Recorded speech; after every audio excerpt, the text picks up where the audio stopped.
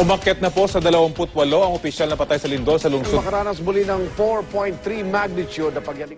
Ayon sa US Geological Survey, umabot daw ang aftershock sa 4.9 magnitude sa lakas ng paggalaw ng lupa.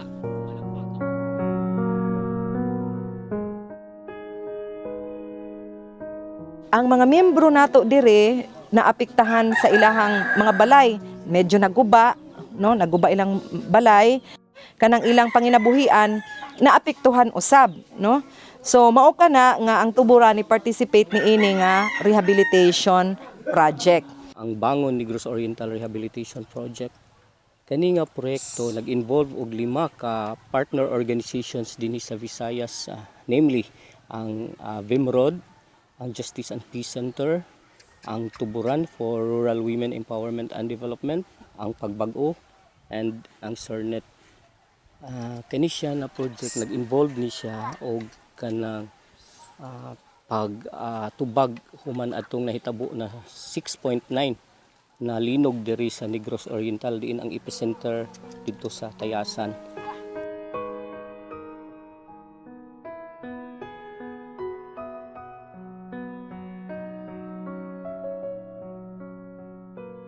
Ang oras ato mga alas 11 pasado sa udto paulit nami dito sa balay nya karon lagani mi kabot dito sa balay nagpasan ko aning ko ang bata ba nya ano to naabtan sa kusog aing tayog sa yuta gani ko ani siyang gi pasan nya nalabay pa sa layo kay pag manghawid ako dito sa agbot karon kay wa man ko kaabot sa agbot na tumba man ko kini bata perting hilak nga na labay dugay na akong napunit kay sao man nga murag dili ko ka barog ba.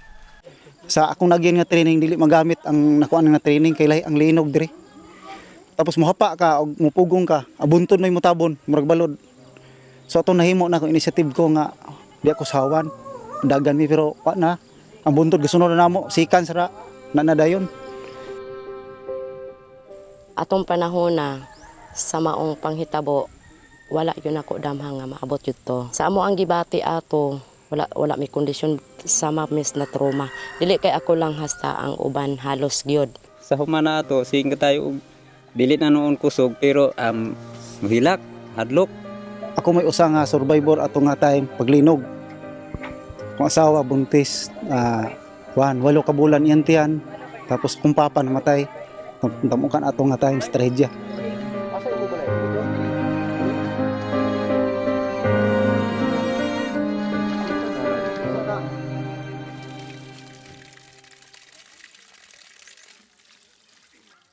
Among kalisod sa una sa walay tubig, layo kay mig kalab-an, dayon pait kayo kay sa among adlaw-adlaw panginahanglan. 2006 October 24 gani nahitabo ang akong bana ug anak nga nahugnuan sa yuta tungod sa paghulat namo sa tubig nga para nga makapanglabami kaligo niya na abutan man gyud sa panahon nga nahugno ang kuan yuta mao ang ilang kinabuhi nakalas gyud atong higayuna.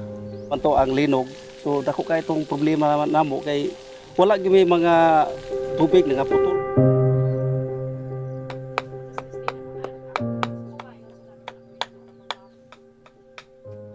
More than 100 ang mga nangadaot na panimalay, no, mga pamilya nga nawagtangan ug nangaguba ang ilang panimalay niya. Naay 78 na totally damaged na mga balay diri na among gitagan bali recipient sa katong totally damaged na project sa CERNET.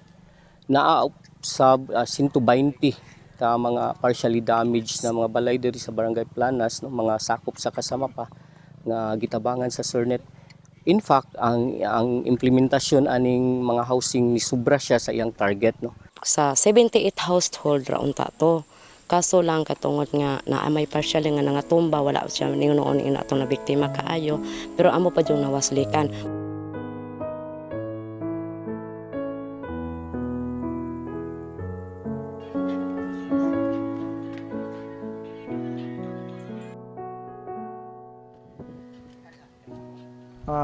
Totally damaged gini siya kay kuan man gyud gi-relocate man gyud ang mga tao tungod sa kadelikado gyud sa ilahang lugar.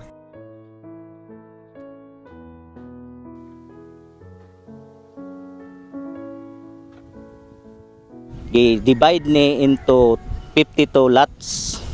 Ang 52 ka lot unya tungod lagi kay limitado man ang financial sa rehab. So ang nabudgetan kana region 31 ka balay.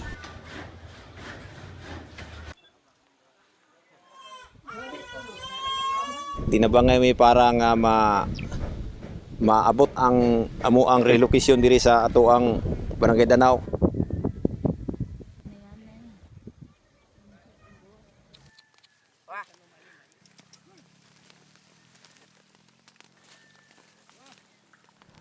Ang gitinguha sa Sernet na unta, mubalik sila og barog diha labi na sa ilahang pinaka main na panginabuhian na mao ang pag-uma ug mao to na tagan sila og mga carabaos or buffaloes no para makaabag yun no sa usa ka communal efforts sa ilahang pagpabarog balik sa ilang panginabuhi diha sa uma.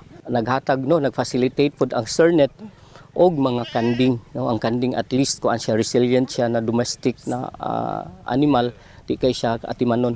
So naay mga 120 ka recipient sa maong kanding or kanang goats no. Murag sa ako yung ang panghayop na laman jud kay ang mga sagbot di man kayo gasto. Ang silbi ang among buhaton kahago raman. Tapod og naay mga organic farming sila naanapod sila yung mga gitanom rong mga utanon.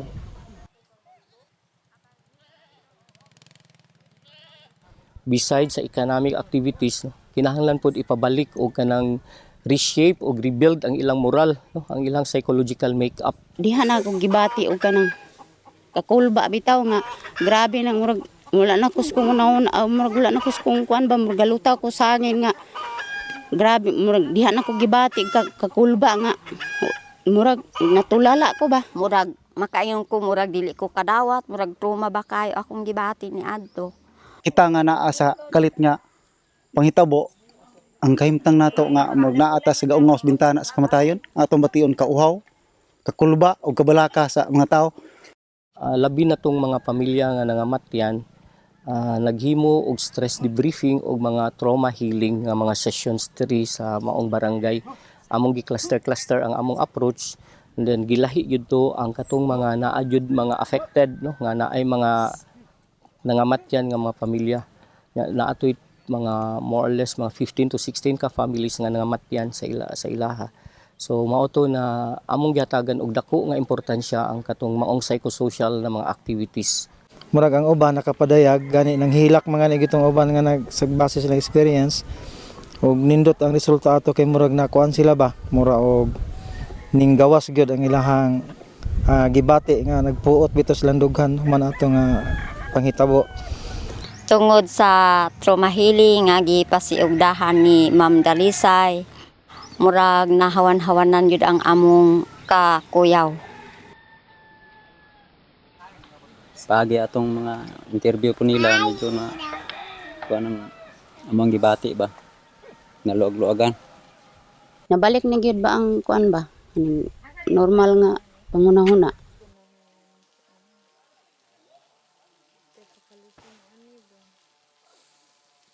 Gipa-identify namo sila ug unsa ilang mga problema. Numero 1 nga problema sa barangay unya nahimo kini nga proyekto aron sa pagtubag no sa panginahanglan nila sa ilang nga barangay tungod kay ang para nila ang tubig mampud sa ilang nga barangay ang pinaka importante sa ilang nga kinabuhi.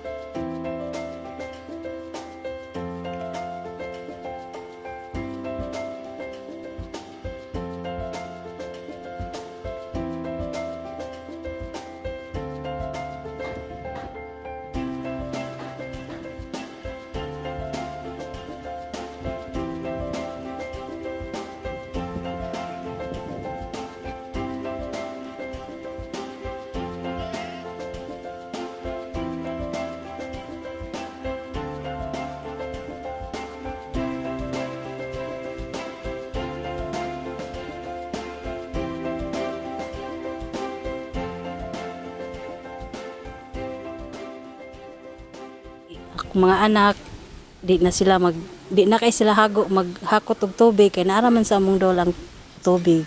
Dahil sa adlaw-adlaw po namong kinahanglanon, naara po tubig magamit yun namo dayon sa panglaba, paglimpyos balay, dahil sa among mga hayop pod gamit sa mga hayop.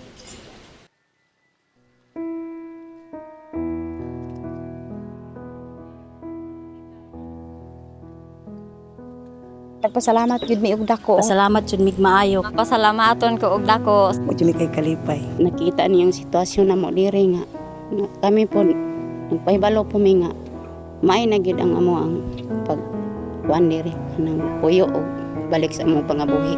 So salamat kayo sir netong sa tuburan.